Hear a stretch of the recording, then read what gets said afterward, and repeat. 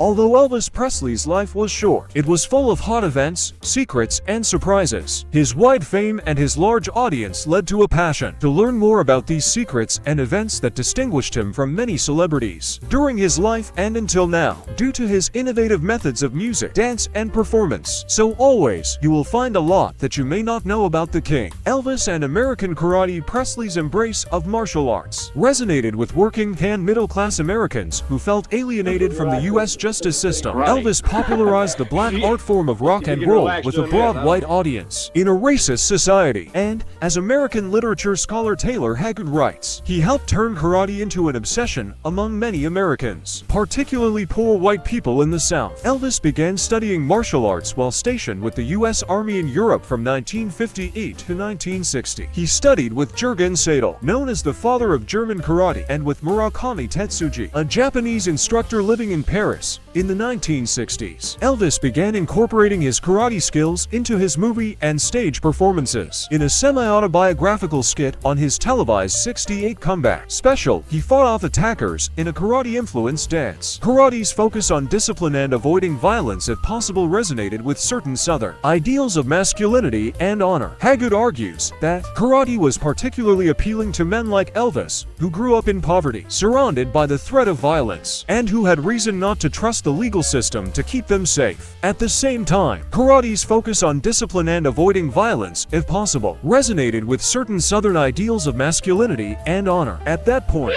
he devoted himself more thoroughly to karate, eventually earning an 8th-degree black belt. Hagood writes that Elvis's movies helped expose more Americans to karate, paving the way for the boom in American martial arts films. In the 1970s, this motif continued in iconic 70s movies like Enter the Dragon and Black Belt Jones, in which karate empowered not only poor or institutionally powerless men, white, Asian, and African American, but also women. Elvis's influence on karate continued through the Tennessee Karate Institute in Memphis, which he helped establish in 1973. The school catered mainly to lower-income and middle-class white people. Hagood argues that the connection between Elvis, karate, and Southern white poverty extends into the 21st century, including in cultural references like the animated series Johnny Bravo and spin-offs, in which one of the significant characteristics of the unemployed Elvis-like titular figure is his karate practice. Graceland's grounds are home to a large barn that once housed horses. Still, the most unusual pet to roam the estate was Scatter, Presley's chimpanzee. By most accounts,